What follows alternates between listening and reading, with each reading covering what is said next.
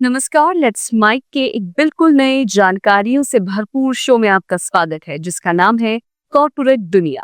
ये सिर्फ एक प्रोग्राम नहीं है, बल्कि एक खिड़की है उस दुनिया की तरफ जहां बिजनेस की चालें, स्टार्टअप्स की उड़ानें, मार्केट की धड़कनें और कंपनियों के भीतर की कहानियां आपको समझाई जाएंगी, आसान, रोचक और भरोसेमंद अंदाज में। आइए सबसे पहले नजर डालते हैं कारोबार की दुनिया की आज की खबरों पर। भारत और अमेरिका के बीच प्रस्तावित द्विपक्षीय व्यापार समझौते पर पांचवें दौर की वार्ता वाशिंगटन में पूरी हो गई है।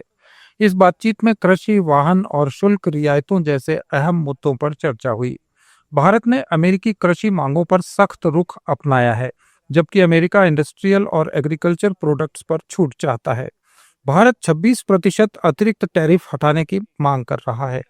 ये वार्ता 1 अगस्त की शुल्क निलंबन समय सीमा से पहले काफी अहम मानी जा रही है। बैठक में स्कॉमेट, स्पेशल केमिकल्स, मटेरियल्स, इक्विपमेंट और टेक्नोलॉजीज के साथ साथ गैर बाजार अर्थव्यवस्थाओं से निपटने की रणनीति पर भी विचार विमर्श हुआ। दोनों पक्षों के तकनीकी विशेषज्ञों ने इन विषयों पर परस्पर सहयोग की संभावनाओं को टटोला।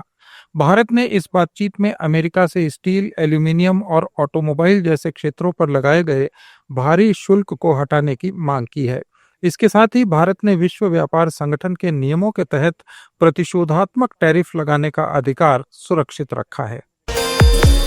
भारत में यूरोपीय संघ प्रतिनिधिमंडल के राजदूत हर्वे डेल्फिन ने कहा है कि रूसी तेल, ऊर्जा, बैंकिंग और रक्षा उद्योगों पर लगाए गए प्रतिबंधों का मकसद ग्लोबल ऑयल मार्केट की स्थिरता बनाए रखते हुए मॉस्को की युद्ध अर्थव्यवस्था को कमजोर करना है।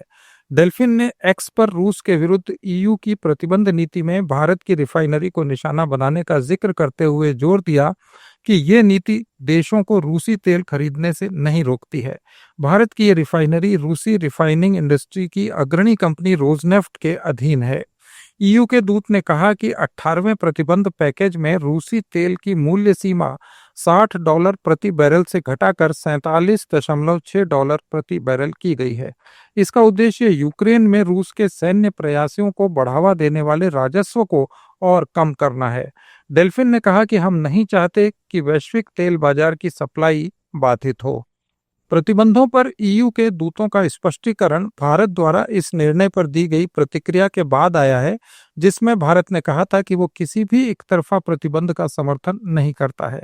भारत ने दोहरे मानदंडों से बचने पर भी जोर दिया।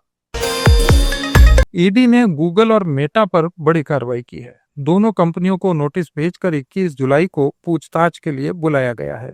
यह कार्रवाई ऑनलाइन सट्टा ऐप से जुड़ी जांच का हिस्सा बताया जा रहा है। इस मामले में पहले ही कई सेलिब्रिटीज और सोशल मीडिया इन्फ्लुएंसर्स जांच के घेरे में आ चुके हैं। एक रिपोर्ट के अनुसार ईडी का आरोप है कि गूगल और मेटा ने सट्टेबाजी ऐप्स को अपने प्लेटफॉर्म पर प्रमोट करने में अहम भूमिका निभाई। इन कंपनियों ने न सिर्फ उन्हें विज्ञापन स्लॉट्स दिए, बल्कि उनकी वेबसाइट्स को प्रमुखता से दिखाया। ऐसा करने से अवैध गतिविधियां तेजी से फैल गईं। ईडी को शक है कि इन ऐप्स के जरिए मनी लॉन्ड्रिंग और हवाला के जरिए ब्लैक मनी को व्हाइट किया गया है। केंद्रीय मंत्री जितेंद्र सिंह ने कहा है कि भारत में लगभग 76,000 स्टार्टअप महिलाओं के नेतृत्व में चल रहे हैं। इनमें से बड़ी संख्या टियर 2 और टियर 3 शहरों से है। मंत्री ने कहा कि 2047 तक भारत के विकसित राष्ट्र बनने का मार्ग सशक्त महिलाओं और युवाओं द्वारा तय किया जाएगा। विकसित बिहार, महिला भागीदारी के माध्यम से विकसित बिहार की परिकल्पना सम्मेलन में जितेंद्र सिंह ने कहा कि पिछले 11 सालों में केंद्र सरकार ने अपने शासन के ढांचे को 4 पिलर्स गरीब, किसान, युवा और महिलाओं पर केंद्रित किया है। इनमें भी महिलाओं को लगातार शीर्ष पर रखा गया है।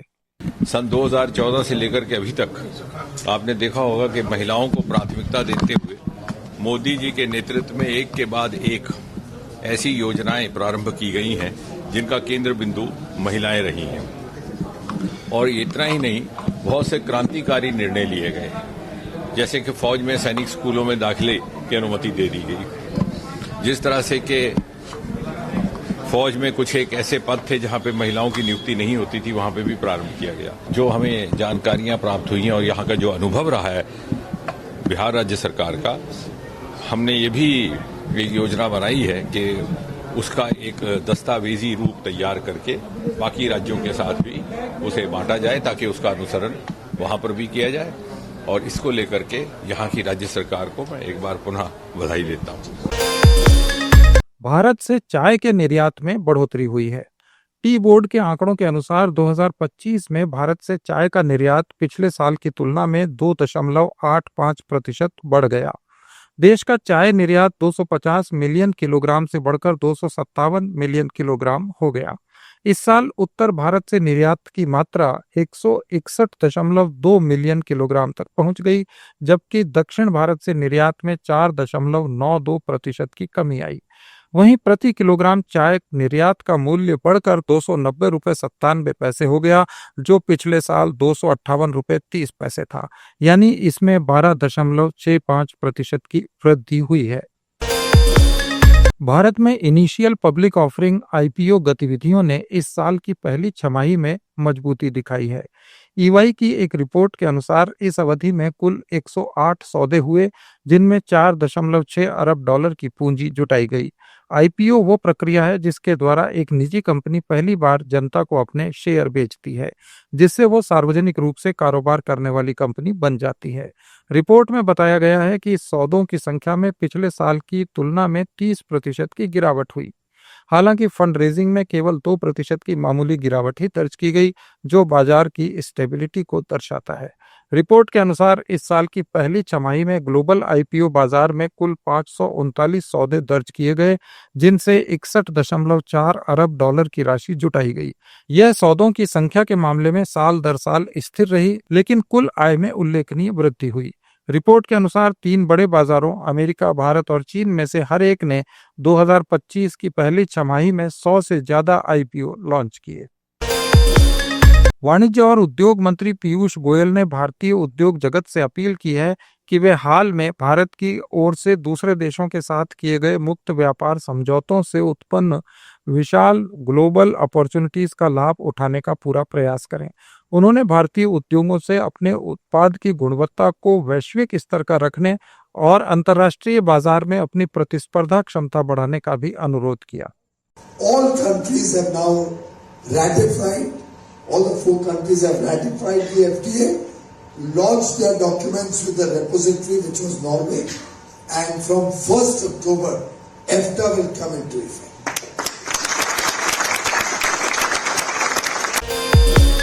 केंद्रीय नवीन और नवीकरणीय ऊर्जा मंत्री प्रहलाद जोशी ने कहा कि राजस्थान अब केवल सूर्य का प्रकाश ही नहीं बिखेर रहा है, बल्कि आशा, ऊर्जा, स्वतंत्रता और आत्मनिर्भरता का प्रतीक बन गया है। केंद्रीय मंत्री ने राजस्थान में जेलेस्ट्रा इंडिया द्वारा विकसित 435 मेगावाट की गोरबिया सौर ऊर्जा परियोजना का उद्घाटन किया। उन्होंने कहा कि गोरबिया परियोजना दूरदर्शी नेतृत्व और ईमानदार प्रयासों से संभव होने वाली उपलब्धियों का एक शानदार उदाहरण है। उन्होंने कहा कि हमारे द्वारा पैदा हर मेगावाट के साथ हम सिर्फ बिजली का उत्पादन नहीं कर रहे, बल्कि एक नए भारत का निर्माण कर रहे हैं। 8 महीने से भी कम समय में तैयार की गई गोरबिया सौर ऊर्जा परियोजना 1250 एकड़ में फैली है। इसके लिए भारतीय सौर ऊर्जा निगम के साथ 25 साल का बिजली खरीद का समझौता किया गया है। इससे हर साल 755 गीगावाट घंटे स्वच्छ बिजली पैदा होगी, जिससे लगभग 1,28,000 घरों को बिजली मिलेगी और हर साल लगभग 7,05,000 टन कार्बन उत्सर्जन में कमी आएगी। जोशी ने बताया कि राजस्थान की लगभग 70% बिजली क्षमता अभी रिन्यूएबल एनर्जी से प्राप्त होती है, जिसमें 35.4 गीगावाट से ज्यादा बिजली पहले से चल रहे बिजली घरों से मिल रही है, जबकि 29.5 गीगावाट सोलर एनर्जी से और 5.2 गीगावाट विंड एनर्जी से प्राप्त होती है। उन्होंने भारत के रिन्यूएबल एनर्जी डेवलपमेंट प्रोग्राम में राजस्थान की सक्रिय भूमिका की प्रशंसा की। जीएसटी विभाग ने इस साल अब तक 15,851 करोड़ रुपए की फर्जी इनपुट टैक्स क्रेडिट धोखाधड़ी का भंडाफोड़ किया है। ये आंकड़ा पिछले साल की तुलना में 29% ज्यादा है। इस तिमाही में केंद्रीय और राज्य जीएसटी अधिकारियों ने कुल 3,558 फर्जी कंपनियों का पता लगाया। हर महीने औसतन 1,200 फर्जी कंपनियों का भंडाफोड़ किया गया। इस क्वार्टर में की गई कार्रवाई के दौरान 53 लोगों को गिरफ्तार किया गया और 659 करोड़ रुपए की वसूली भी की गई। गौरतलब है कि पिछले साल 61,545 करोड़ रुपए की आईटीसी धोखाधड़ी पकड़ी गई थी, जिसमें 25,009 फर्जी कंपनियां शामिल थीं। वाणिज्य और उद्योग मंत्री पीयूष गोयल ने कहा है कि भारत और 4 देशों के यूरोपियन समूह EFTA के बीच मुक्त व्यापार समझौता 1 अक्टूबर से लागू होगा। इस समझौते के तहत भारत को इस समूह से 15 सालों में $100 अरब के निवेश की कमिटमेंट प्राप्त हुई है, जबकि स्विस घड़ियों, चॉकलेट और तराशे और पॉलिश किए हुए डायमंड्स जैसे कई प्रोडक्ट्स पर कम या जीरो टैरिफ की अनुमति दी गई है। गोयल ने एक्स पर एक पोस्ट में कहा कि भारत EFTA समझौता 1 अक्टूबर से लागू होगा। यूरोपीय मुक्त व्यापार संघ के सदस्य आइसलैंड, लिंचेस्टीन, नॉर्वे और स्विट्जरलैंड है। इस संगठन ने $100 अरब के निवेश की प्रतिबद्धता जताई है। इसके तहत समझौते के क्रियान्वयन के बाद 10 सालों के भीतर $50 अरब और अगले 5 सालों में $50 अरब का इन्वेस्टमेंट होगा, जिससे भारत में 10 लाख प्रत्यक्ष रोजगार के मौके पैदा होंगे। इस ब्लॉक में भारत का सबसे बड़ा व्यापारिक साझेदार स्विट्जरलैंड है। शेष 3 देशों के साथ भारत का व्यापार काफी कम है। भारत का एक और crypto exchange CoinDCX cyber attack का शिकार हो गया है। हमला इसके इंटरनल ऑपरेशनल अकाउंट में से एक पर हुआ। इन अकाउंट्स का इस्तेमाल लिक्विडिटी प्रोविजनिंग के लिए किया जाता है। साइबर अटैक के तहत अकाउंट से $4.42 करोड़ निकाले गए। CoinDCX भारत का दूसरा सबसे बड़ा क्रिप्टो एक्सचेंज है। इससे पहले क्रिप्टो एक्सचेंज WazirX पर साइबर अटैक हुआ था।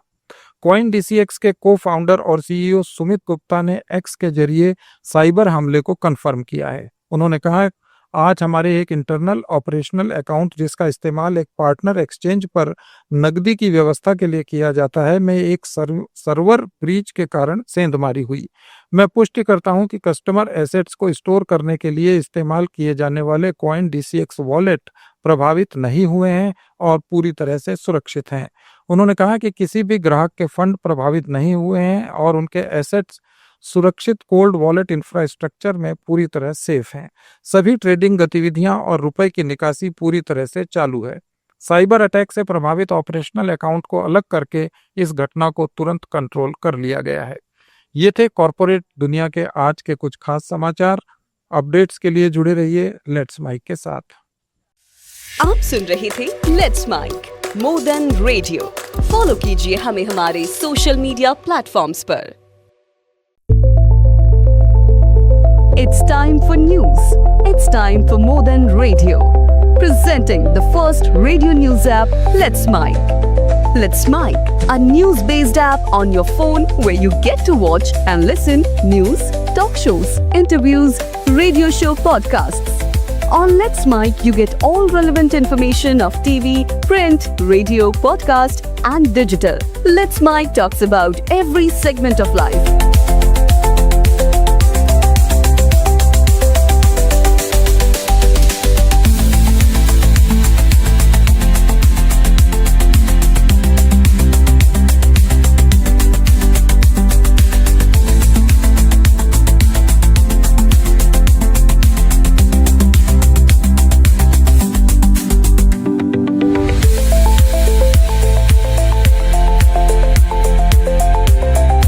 Download the app now from Play Store. Available both on Android and iOS mobile phones. Follow us on YouTube, Instagram, Twitter, LinkedIn, Facebook, Telegram, WhatsApp, Snapchat. Let's talk, let's connect, and let's mic.